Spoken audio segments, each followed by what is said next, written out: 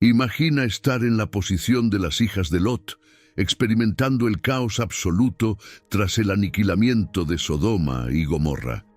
Puedes imaginarlo. Allí te encuentras, junto a tu padre, observando cómo todo lo que conocías se desintegra. Sentirse totalmente aisladas, en un entorno que parece haberse despollado de toda esperanza y sin vislumbrar un futuro, debe ser devastador. Ahora, adéntrate en el universo de estas mujeres quienes, impulsadas por la desesperación y el intenso anhelo de perpetuar su linaje, se ven obligadas a adoptar medidas extremadamente severas. La historia de estas mujeres y las consecuencias de sus actos nos hace pensar un montón sobre nuestras elecciones y lo que valoramos, especialmente cuando las cosas se ponen difíciles. ¿Estamos dispuestos a dejar de lado lo que creemos con tal de sobrevivir? ¿O seremos capaces de mantenernos firmes, incluso cuando todo parece perdido? Quédate conmigo hasta el final y te revelaré algo que podría cambiar tu forma de ver la vida. En el estudio de hoy, tocaré un tema que se discute mucho, pero al mismo tiempo no está claramente explicado en la Biblia. A lo largo de este video descubrirás si las hijas de Lot actuaron y pecaron por voluntad propia o si hubo algo mucho más grande en toda esta historia. Así que asegúrate de compartir este video a través de WhatsApp con alguien que amas. Nuestro deber como creyentes es difundir la palabra y las enseñanzas de nuestro buen Dios a tantas personas como podamos. Ahora vamos a darle una mirada al capítulo 19, versículo 27 del libro de Génesis, que empieza así. Y subió Abraham por la mañana al lugar donde había estado delante de Yahvé. Este momento de Abraham es súper profundo. Él vuelve al lugar donde ya había estado, buscando esa conexión especial con lo divino. Es como si Abraham no pudiera sacarse de la cabeza lo que pasó con las ciudades y necesitara entender más, buscar alguna señal o algo de consuelo en cuanto a lo que ocurrió. Elegir hacerlo por la mañana no es casualidad, es un símbolo de un nuevo comienzo, una forma de buscar claridad y entender mejor lo espiritual en medio del caos. Al regresar a ese lugar especial, Abraham busca profundizar esa conexión divina, esperando encontrar respuestas y quizás un poco de paz ante tanta destrucción. Este acto nos muestra una relación súper intensa entre Abraham y lo divino, donde hay diálogo, búsqueda de comprensión y una constante reflexión sobre lo que significa seguir el camino correcto. Aquí en este canal encontrarás videos todos los días. Para no perderte ninguna novedad, suscríbete al canal y activa las notificaciones. Estoy seguro de que no te arrepentirás de las lecciones que aprendes a diario. En el capítulo 19, versículo 28 del libro de Génesis, nos encontramos con una escena profundamente evocadora. Aquí, la narrativa se centra en un momento donde Abraham se detiene a observar el resultado de un cataclismo sin precedentes, la destrucción de Sodoma y Gomorra. Lo que ve es impactante.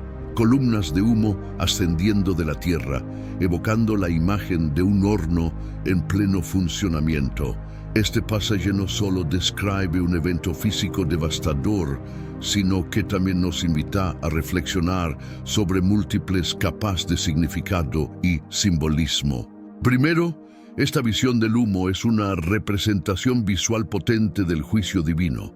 La comparación con el humo de un horno no es casual. Sugiere un proceso de purificación, aunque uno que lleva consigo una destrucción masiva.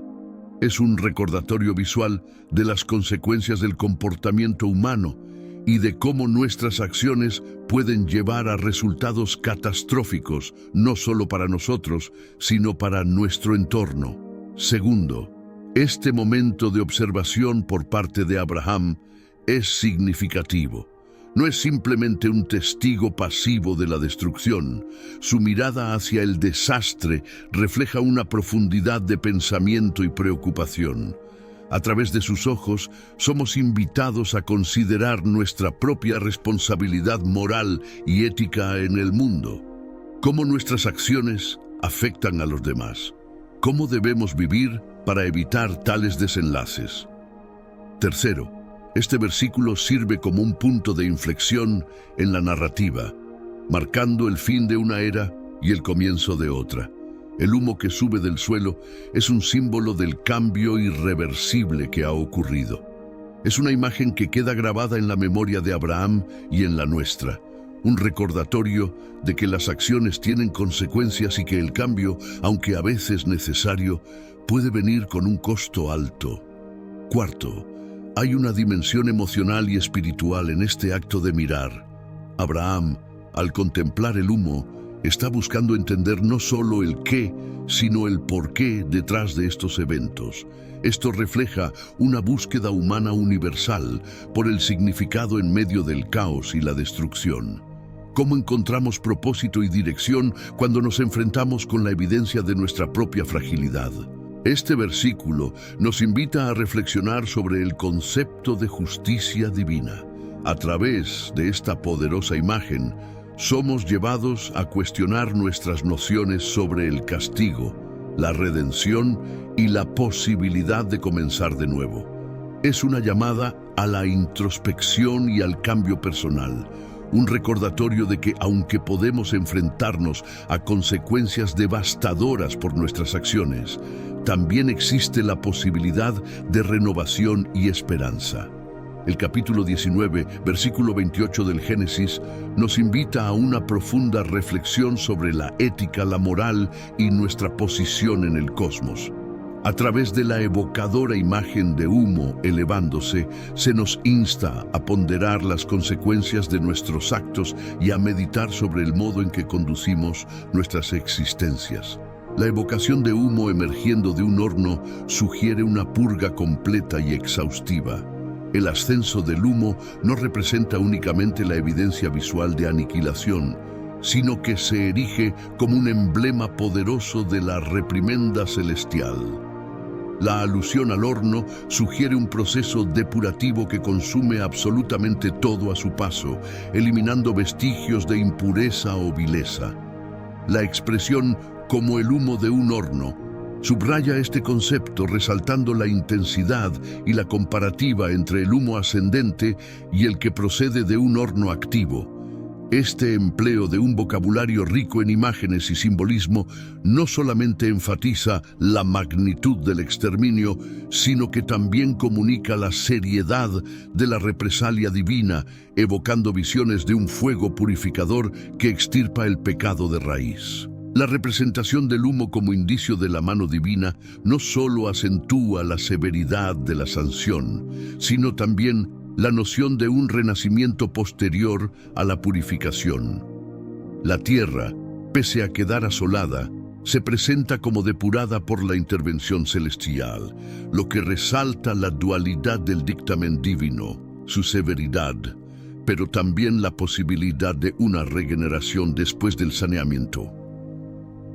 Avanzando en nuestro análisis hacia el capítulo 19, versículo 29 del libro de Génesis, encontramos un pasaje revelador.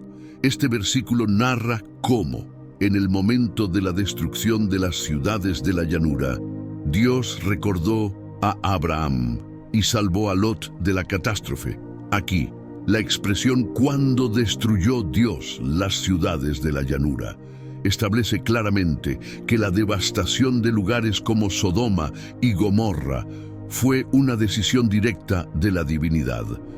La frase pone en relieve la acción divina, indicando que la destrucción fue un acto consciente y deliberado por parte de Dios, como respuesta a la degeneración y el pecado reinantes en dichas ciudades. Este enfoque subraya la narrativa bíblica de que eventos trascendentales son el resultado de la intervención divina.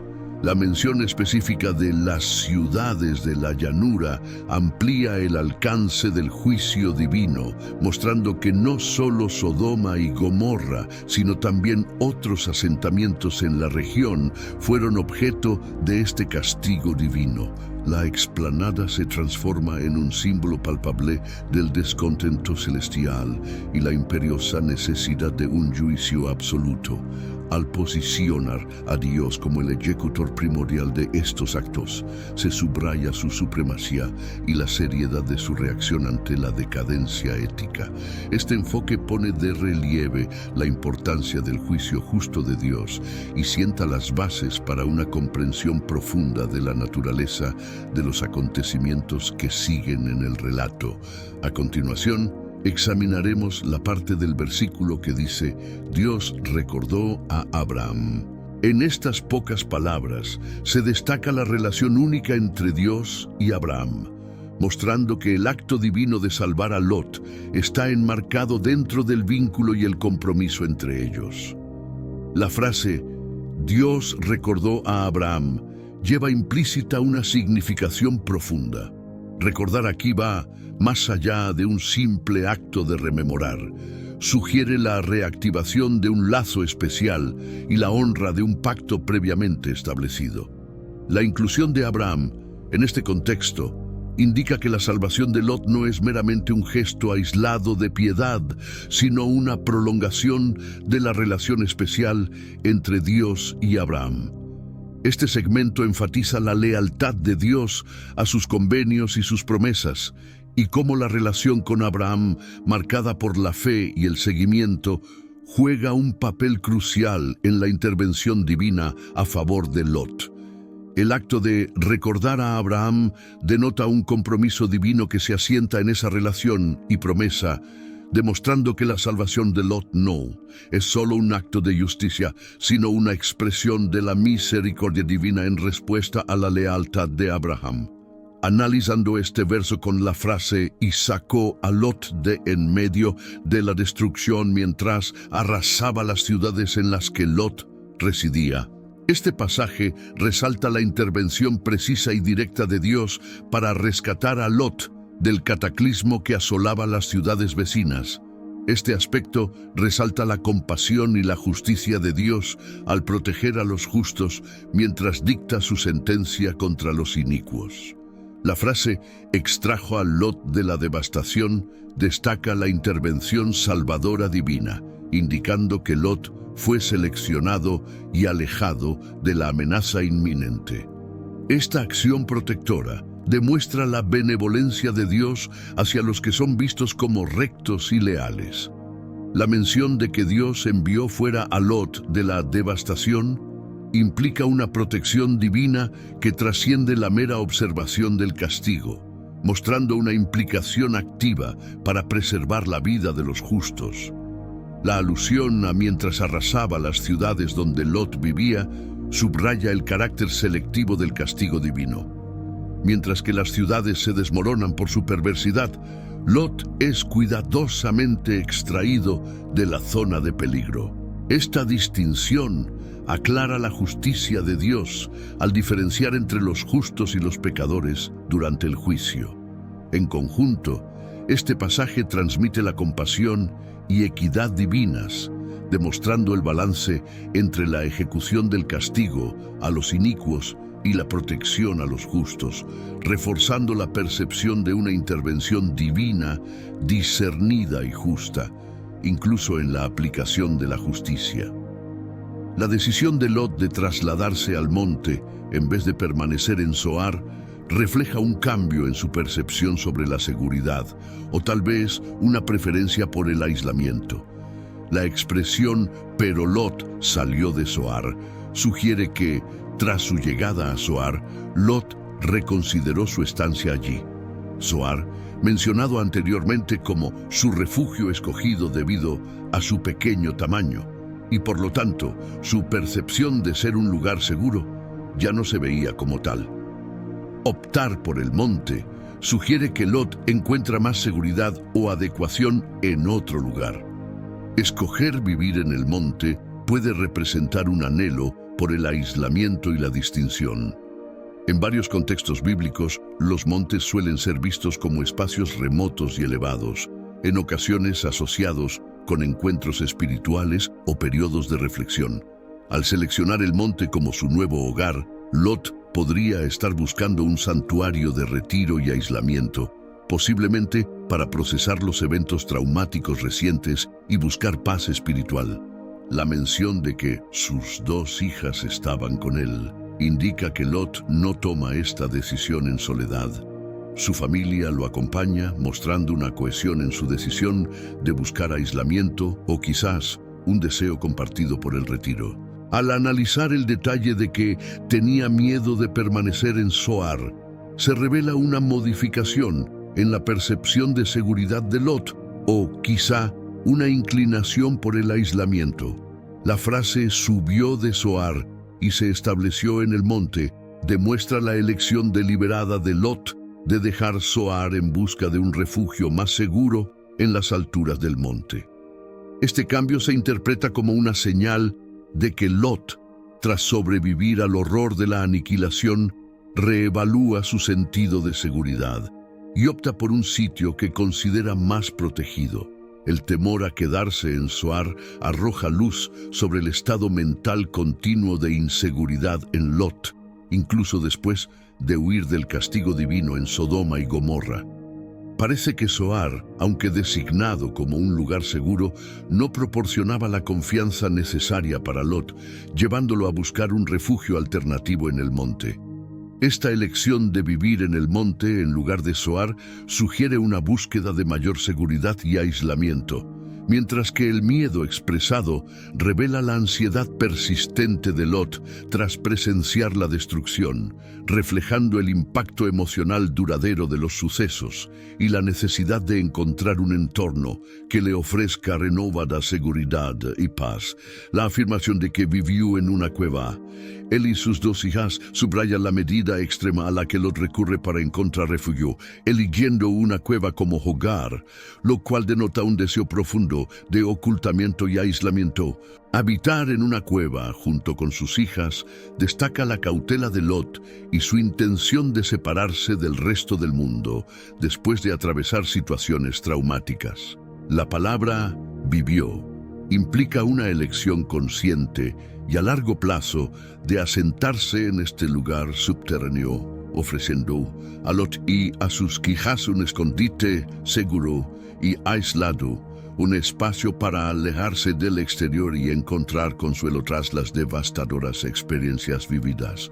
La elección de la cueva como refugio simboliza también la necesidad de Lot de encontrar un lugar que le brinde seguridad y aislamiento emocional, tras ser testigo de la destrucción y enfrentar el miedo.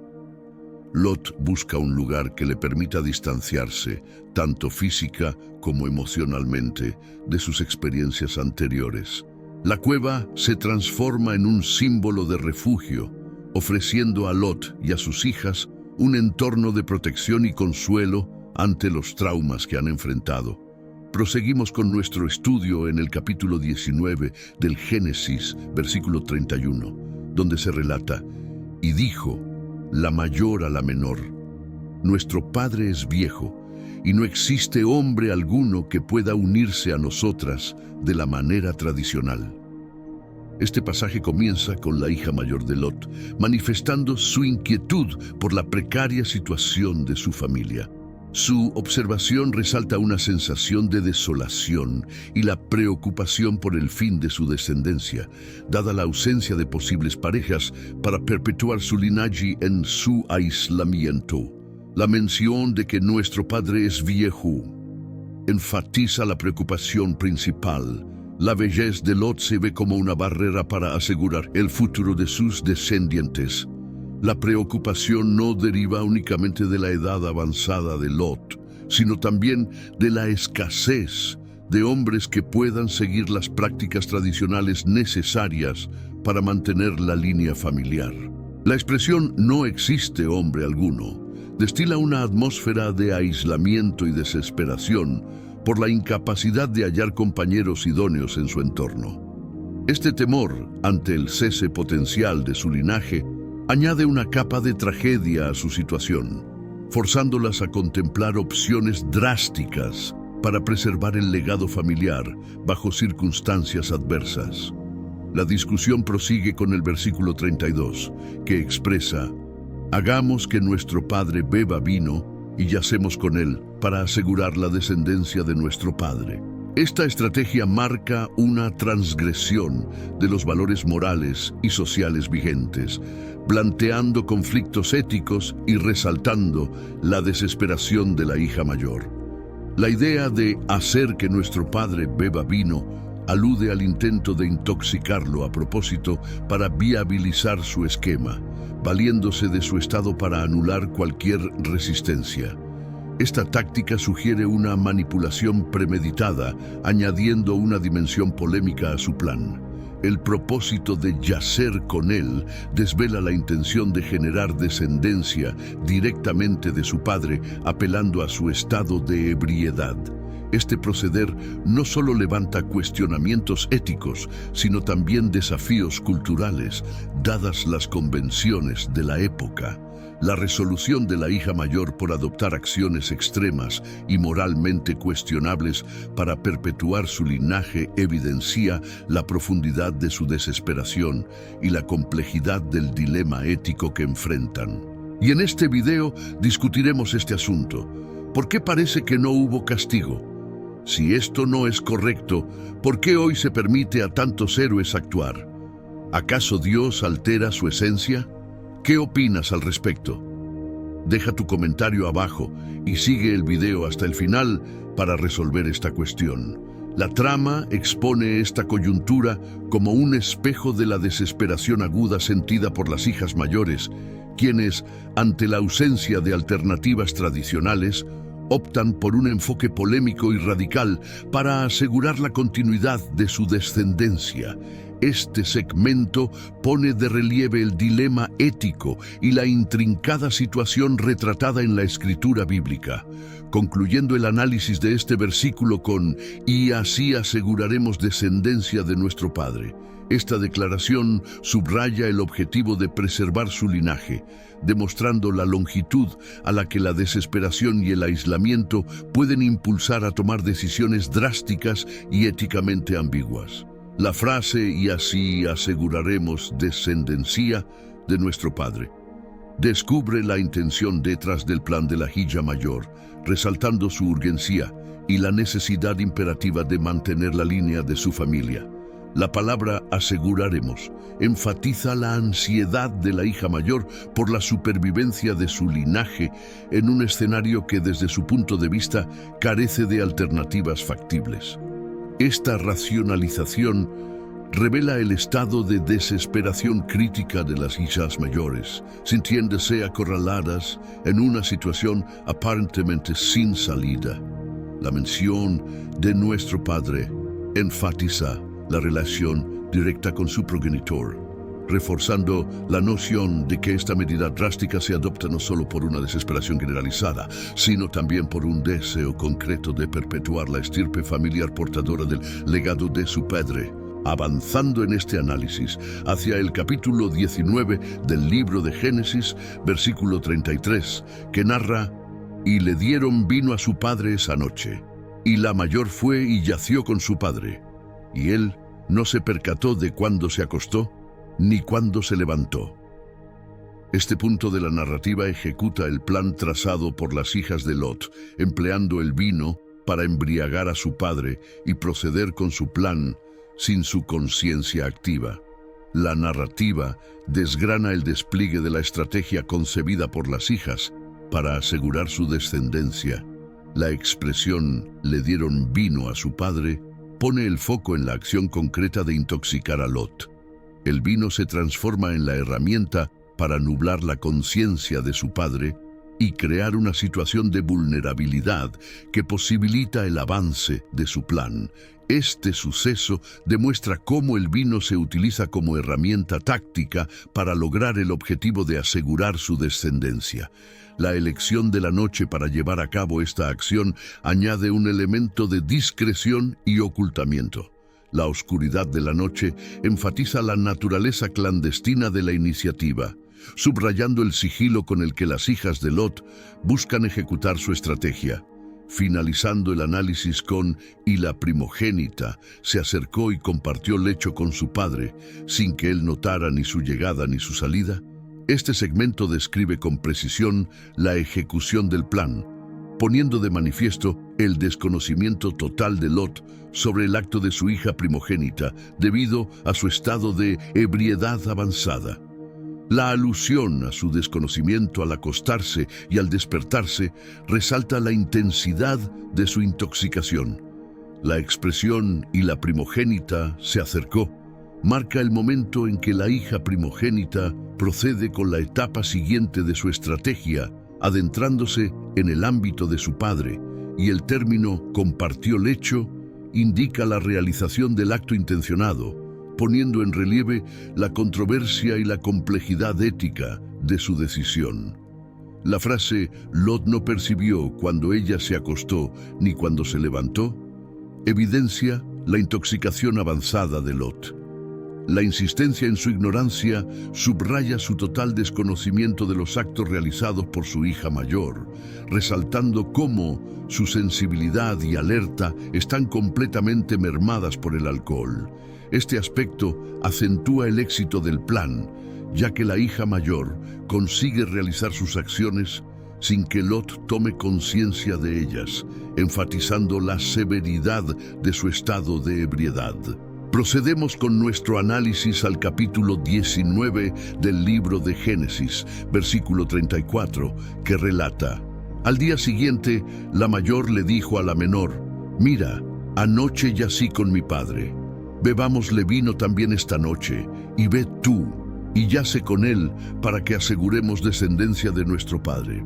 Este versículo inicia analizando cómo la hija mayor informa a su hermana menor acerca del éxito de la primera noche, preparando el terreno para una segunda ocasión. La trama se centra en el diálogo entre las hermanas, resaltando su complicidad y la continuidad del plan.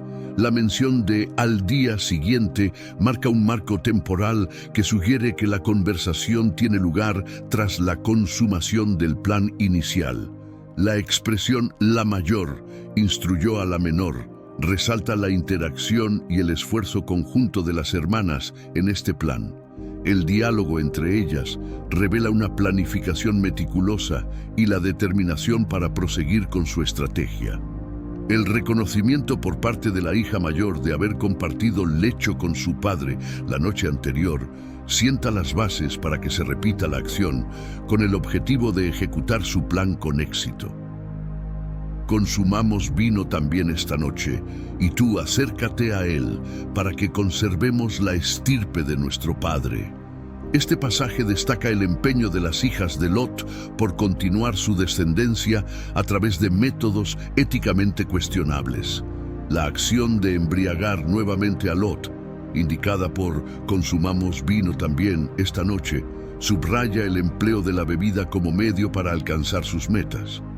La propuesta de la hermana mayor a la menor para unirse al plan destaca el objetivo mutuo de preservar el patrimonio familiar.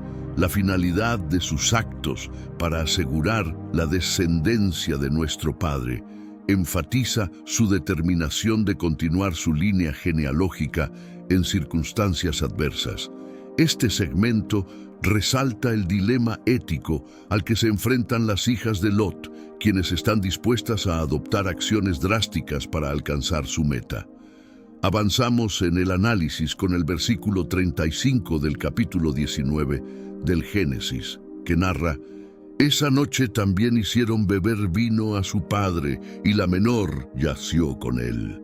No obstante, Lot no advirtió ni su presencia ni su ausencia. Este destacado fragmento comienza con: Esa noche también hicieron beber vino a su padre, enfatizando la táctica reiterada de emplear el vino para suspender la percepción de Lot, permitiendo de este modo la materialización de su estrategia. La mención de esa misma noche refuerza la persistencia del plan, indicando que la hija menor está siguiendo las directrices de su hermana mayor para replicar la acción. La narración despliega una secuencia que evidencia la estrecha cooperación entre las hermanas para llevar a cabo su propósito.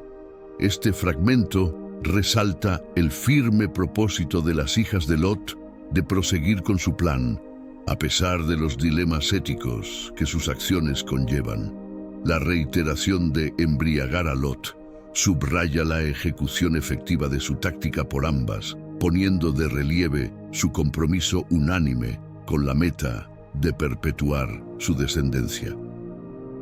Lo que nos llama la atención en la Biblia es este pasaje. La menor se acercó y compartió lecho con él, sin que él notase ni su llegada ni su salida. Notamos una similitud con el acto realizado previamente por la hija mayor. Lot permanece ignorante respecto a las acciones de su hija menor, incapacitado por su estado de embriaguez. La recurrencia de estos acontecimientos en el relato subraya la precisión de su esquema y la completa desatención por parte de Lot. La frase «la menor avanzó» señala el instante en que opta por emular a su hermana mayor, avanzando hacia la etapa siguiente de su plan. La utilización del término «yació con él» demuestra la realización del acto intencional, y su decisión de continuar con este método destaca un plan bien pensado. La mención repetida de que él no percibió ni su llegada ni su salida subraya la habilidad en la ejecución del plan de las hijas de Lot y pone de relieve la profunda intoxicación de Lot, que le impide reconocer las situaciones que se desarrollan a su alrededor. Avanzamos este análisis hacia el capítulo 19 del libro de Génesis, versículo 36, que declara: «Así las dos hijas de Lot quedaron embarazadas de su padre». Aquí, en este canal, encontrarás videos todos los días. Para no perderte ninguna novedad, suscríbete al canal y activa las notificaciones. Estoy seguro de que no te arrepentirás de las lecciones que aprendes a diario. Este pasaje destaca a las figuras principales, las descendientes de Lot, señalando su importancia fundamental para lo que sigue en la narrativa. La alusión a las dos hijas de Lot sirve como preludio a las protagonistas de este drama, resaltando su papel determinante y su conexión inmediata con Lot. La mención de ambas hermanas subraya su implicación directa en la estrategia para preservar su linaje, poniendo énfasis en cómo su lazo paterno con Lot influye en el curso de los acontecimientos. Este extracto actúa como introducción a los personajes esenciales y la estructura familiar que juega un papel vital.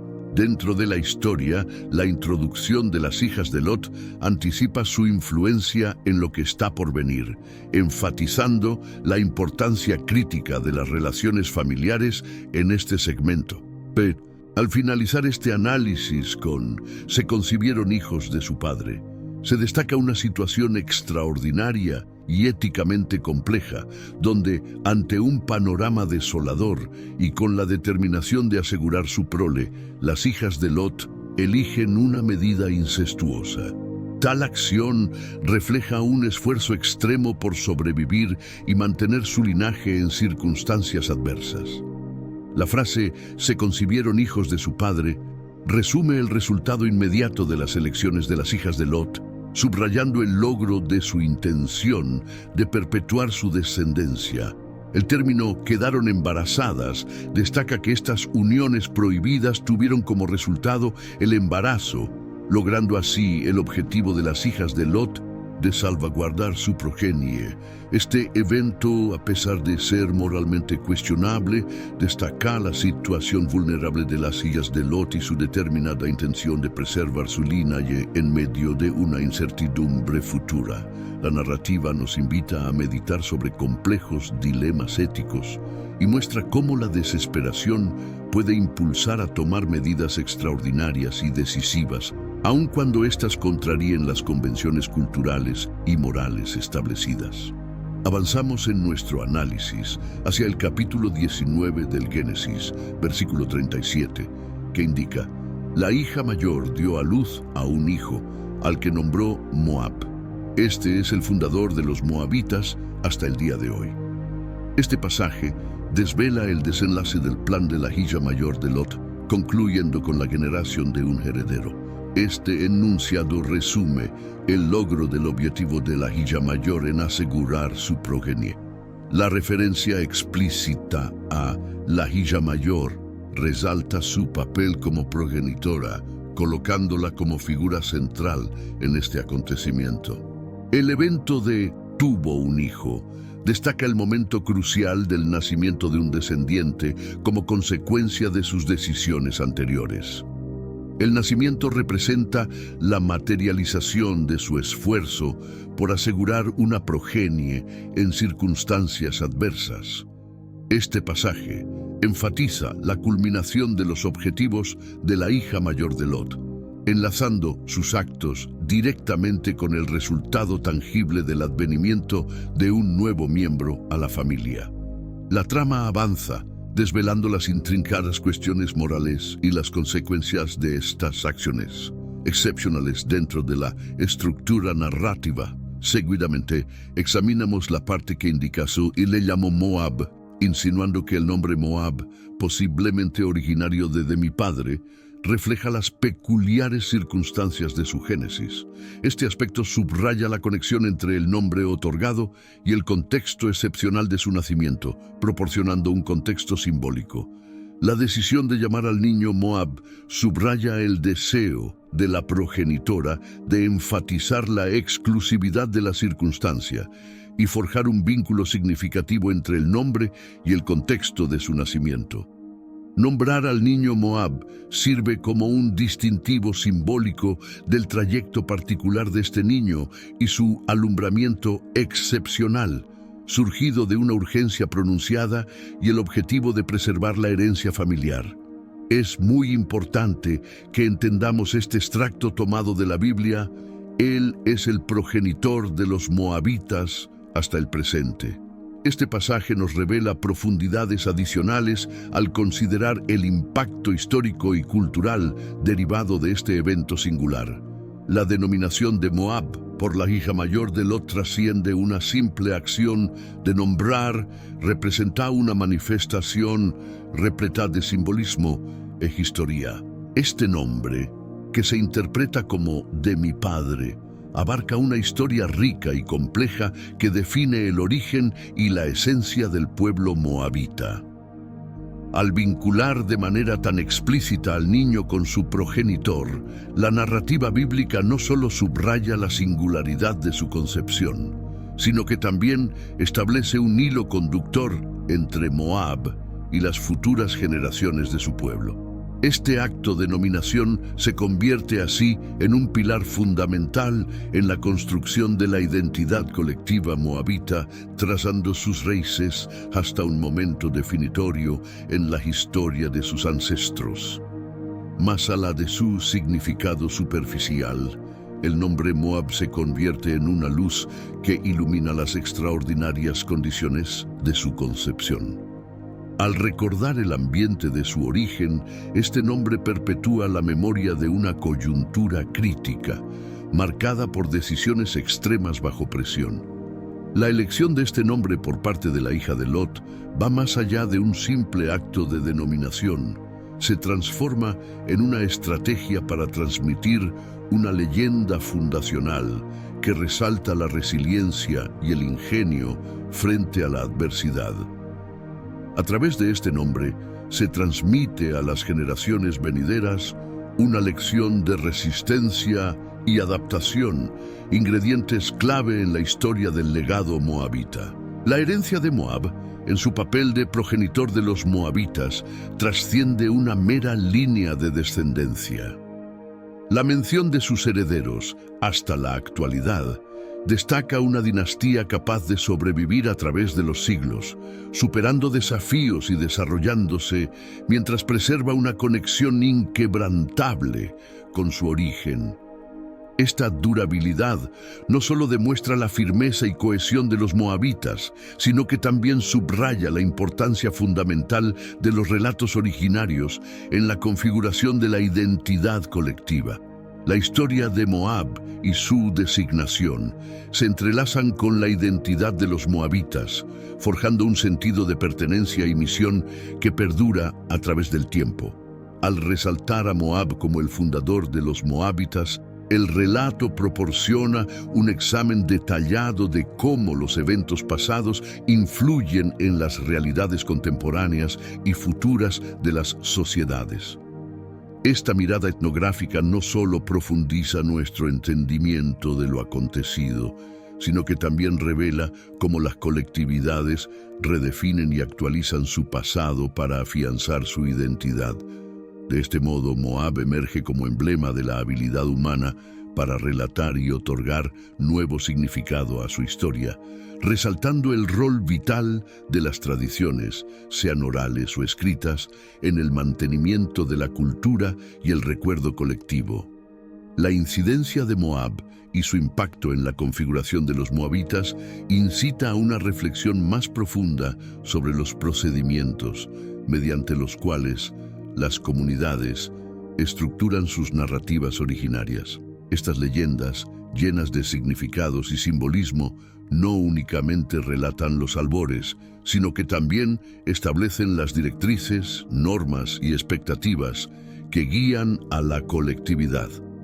De esta forma, Moab y su historia se convierten en el eje central, en torno al cual gira la identidad moabita, proveyendo una estructura a través de la cual se interpreta el pasado y se enfoca el porvenir. La narración acerca de Moab, como precursor de los moabitas, evidencia la intrincada herencia cultural y cómo las comunidades se aferran a sus raíces para definirse. A través de esta historia se resalta la fuerza de los nombres y las narrativas para enlazar a las personas con su herencia, facultándolas para enfrentar el presente con una comprensión enriquecida de su posición en la secuencia de la historia humana. En esencia, la crónica sobre Moab brinda una mirada a la compleja trama de la existencia humana, en la que cada hilo narrativo y memorial contribuye al entramado de un patrimonio cultural unido y dinámico. La expresión "hasta hoy" enfatiza la persistencia y el legado de esta conexión generacional, destacando la importancia continua de este episodio en el esquema de la identidad moabita. Por lo tanto, este pasaje trasciende una simple anécdota histórica, convirtiéndose en un pilar cultural que define la autopercepción y la narrativa colectiva de los moabitas. Las decisiones extraordinarias tomadas en momentos de crisis han ejercido una influencia perdurable en la cronología y la identidad de este pueblo, ofreciendo una reflexión sobre las consecuencias éticas y las marcas culturales que dejan las acciones humanas en situaciones de adversidad. Este análisis se extiende al capítulo 19 del Génesis, versículo 38, que señala: "También la hija menor dio a luz a un hijo, al que nombró Ben-Ammi. Él es el ancestro de los amonitas hasta nuestros días". Este fragmento resalta una dinámica parecida a la de su hermana mayor, subrayando la igualdad en sus resoluciones y consecuencias. Este relato va más allá de meramente documentar un evento, mostrando las decisiones trascendentales hechas por las hijas de Lot en circunstancias límite. La mención explícita de la hija menor pone en relieve a la figura central de este acto, marcando un vínculo directo con la progenie de Lot. La palabra "también" refuerza la analogía en las acciones de ambas hermanas, dibujando un paralelismo que enfatiza su determinación conjunta de preservar su linaje familiar. La oración "tuvo un hijo" refleja el resultado concreto de la iniciativa tomada por la hija menor, marcando el éxito de su esfuerzo por continuar su línea familiar bajo condiciones adversas. Al igual que con su hermana mayor, este nacimiento es emblemático del triunfo de su plan para asegurar un futuro para su estirpe en una época de crisis. El relato ilustra la simetría en la conducta de las hijas de Lot, evidenciando la compleja situación a la que se enfrentaron y cómo ambas optaron por soluciones parecidas en un instante decisivo. Este segmento no solo relata un hecho significativo, sino que también subraya la congruencia en las decisiones de las hijas de Lot y sus implicaciones, funcionando como un componente esencial para entender la historia en su conjunto, poniendo de manifiesto los dilemas morales y el impacto cultural de estas elecciones excepcionales. El fragmento que aborda la denominación Ben Ami, otorgada por la hija menor de Lot a su hijo, despliega una rica tapestría de significados y resonancias culturales. Este acto de nombrar no es meramente funcional, sino que se carga de un profundo sentido de pertenencia y de intento por preservar una identidad colectiva en tiempos de crisis. La elección del nombre Hijo de mi pueblo encapsula un deseo ferviente de mantener viva la memoria y la cohesión de un grupo que enfrenta la amenaza de la disolución. En un contexto de devastación, el nombre se convierte en un faro de esperanza y resistencia, una afirmación de que, a pesar de las adversidades, la esencia de la comunidad prevalecerá. Este gesto de la hija menor de Lot, al nombrar a su hijo, trasciende la simple atribución de una identidad personal. Se erige como un acto de afirmación cultural y de enraizamiento en una herencia que se desea perpetuar. En el seno de la desolación, el nombre Ben Ami se alza como un testimonio de la determinación de un pueblo por no dejar que su legado se disipe en el olvido. La narrativa subraya la importancia de la memoria y la tradición en la construcción de la identidad colectiva, mostrando cómo, incluso en las circunstancias más sombrías, los individuos buscan anclar su existencia en un pasado común que les proporciona sentido y continuidad. La referencia a Ben Ami como descendiente de mi comunidad no únicamente refleja un esfuerzo de conservación identitaria ante el desastre, sino que igualmente suscita cuestionamientos acerca del concepto de identidad y afiliación. Este apelativo se erige en un emblema de la intrincada red de relaciones humanas, del cruce entre lo individual y lo grupal, y de la manera en que individuos y colectividades se caracterizan a sí mismos mediante sus historias mutuas. Así, la narrativa de Ben Ami se enmarca en un escenario mucho más vasto que contempla las dinámicas de recuerdo, identidad y oposición ante las dificultades. La alusión a los amonitas como descendientes de este hecho particular nos incita a meditar sobre cómo las comunidades se constituyen y se identifican a lo largo del tiempo. La aseveración de que son los antepasados de los amonitas hasta el presente trasciende una mera anotación genealógica. Es un reconocimiento de la continuidad de la identidad a través de las eras. Este segmento nos alienta a ponderar cómo los sucesos históricos siguen ejerciendo influencia y configurando las realidades actuales y venideras de las colectividades. La crónica de los amonitas se transforma en un reflejo de la crónica humana, en la cual cada era hereda las leyendas de sus predecesores, reinterpreta y las ajusta según sus circunstancias y exigencias propias. La ascendencia de los amonitas, relacionándolos con Lot y sus herederos, evidencia la importancia de las narraciones de origen en la edificación de la identidad colectiva. Estas historias no solo delinean vínculos de parentesco, sino que igualmente ubican a las agrupaciones dentro de un esquema de relatos significativos que delinean sus principios, sus convicciones y su espacio en el cosmos. La perpetuidad cultural y étnica de los amonitas, preservada a través de los siglos, atestigua el poder de estas crónicas para cohesionar a las personas, dotándolas de un sentimiento de comunidad y propósito comunes. Tanto la historia de Ben Ami como la de los amonitas iluminan aspectos fundamentales de la experiencia humana.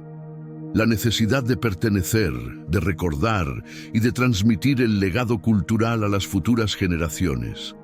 Estas narrativas, incrustadas en el tejido de la tradición bíblica, resuenan más allá de su contexto específico, hablando de los esfuerzos universales por encontrar significado, cohesión y continuidad en medio de la fluidez y la incertidumbre de la existencia. La elección del nombre Ben-Ammi y la mención de los amonitas como descendientes directos de Lot no son meros detalles históricos, son reflejos de un profundo anhelo humano por conectar con nuestros orígenes y por asegurar que nuestra herencia cultural se mantenga viva a través del tiempo.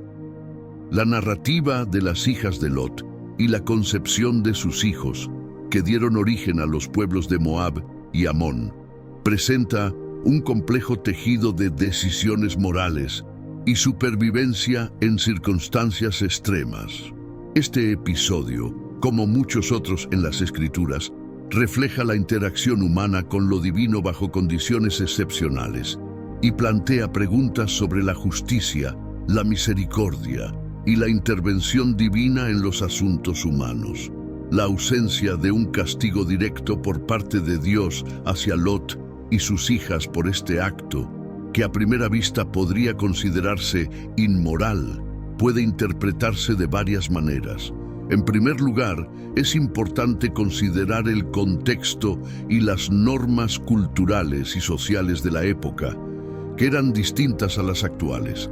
Además, la Biblia a menudo narra eventos sin emitir un juicio explícito sobre cada acción, dejando que las historias se desarrollen dentro de un marco más amplio de redención, justicia y misericordia divinas. Explorar el enigma de por qué se permiten acciones inmorales en la actualidad y si existe un cambio en la conducta divina nos lleva a reflexionar profundamente sobre la constancia de Dios según los principios judeocristianos. Se sostiene que, mientras la esencia divina se mantiene inalterable, la forma en que Dios interactúa con la humanidad puede mostrar variaciones, reflejando tanto justicia como misericordia, teniendo en cuenta el libre albedrío otorgado a cada persona. En la sociedad contemporánea, las acciones incorrectas o inmorales son frecuentemente vistas bajo el prisma del libre albedrío humano, destacando la capacidad de elección entre el bien y el mal. Esta perspectiva resalta un Dios cuya esencia permanece, pero cuyas manifestaciones de justicia y misericordia se ajustan a las circunstancias y al contexto en que se desenvuelven los individuos, lo cual es una piedra angular en el entendimiento judeo-cristiano. Esta situación, junto con la respuesta divina o la falta de ella, nos invita a considerar la complejidad de la condición humana y la soberanía de lo divino, sumergiéndonos en el misterio de cómo justicia, misericordia y propósito divinos se entrelazan en la historia humana. Es así como, en vez de sugerir un cambio en la naturaleza de Dios, estas historias nos motivan a explorar más profundamente nuestra comprensión de lo divino y su relación con el universo. Además, esta reflexión nos lleva a cuestionar cómo nuestras percepciones y acciones individuales contribuyen al tejido más amplio de la sociedad y su moralidad. Al contemplar la interacción divina con la humanidad, se nos recuerda la importancia de nuestra propia responsabilidad en la elección del bien sobre el mal, en un mundo donde la libertad de elección es un don preciado.